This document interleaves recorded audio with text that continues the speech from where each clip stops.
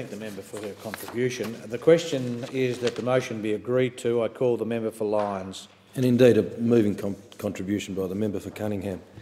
I rise to speak on behalf of the people of my electorate of Lyons. We all watched in disbelief when flight MH17 was shot from the skies over the Ukraine in July. And for many of us could find no words to explain the question why. MH17 had 283 passengers, as we know well, and 15 crew on board who all died in the crash. And tragically for Malaysian Airlines, this followed the disappearance of flight MH17 on the 8th of March en route from Beijing to Kuala Lumpur. The lives of 38 Australian citizens and residents were lost in the downing of MH17 over Ukraine. I know the names of those people that died, but I knew no one. I knew no one on this flight.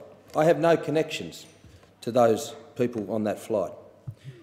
But as Australians, as citizens of the planet that we are, I think it was truly terrifying to see what humans are capable of doing to other humans. And in some respects, it's quite depressing that it took a tragedy like this to bring our nation so clearly together.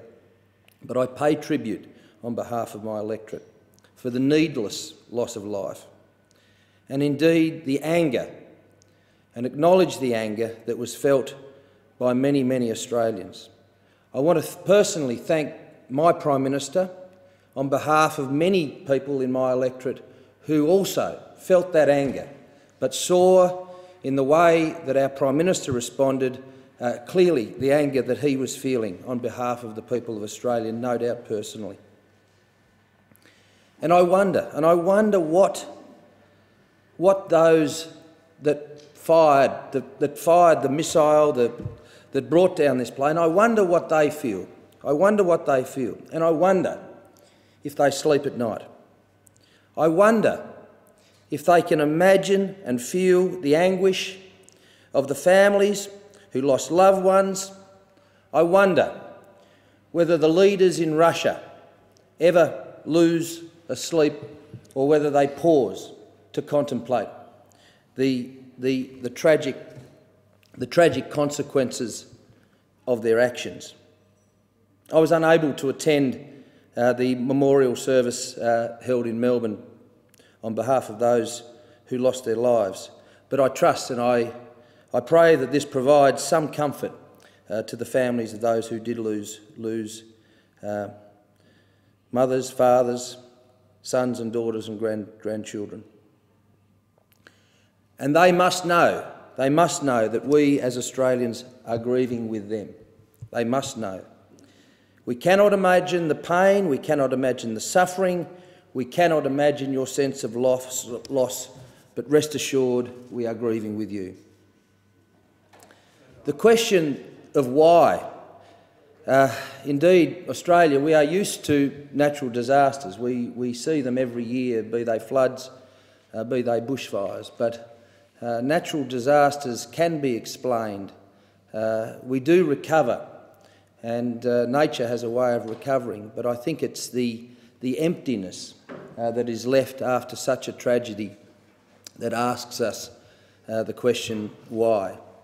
I think it's very appropriate, and I commend again the initiative to have a memorial placed in the Australian Parliament House to remember those people that were whose lives were tragically cut short. We move on, but for many of those families, they will never be able to recover. But we must indeed, as individuals, as communities, as a nation, we must look to the future. We must look to the future in a positive way.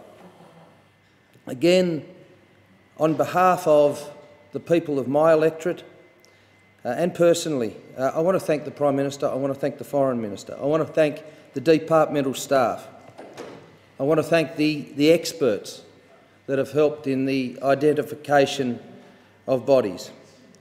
I want to thank the public servants who clearly have gone above and beyond. I want to thank Air Marshal Houston. I want to thank the Governor-General, Sir Peter Cosgrove. I want in time to come to thank the councillors that will support the families as they struggle to understand the tragedy. I want to thank the family members that will come together and remember those that they lost. I want to thank the friends of those families that will support them when it's needed. And I trust that those responsible will one day be brought to justice swiftly. Thank you, Deputy Speaker.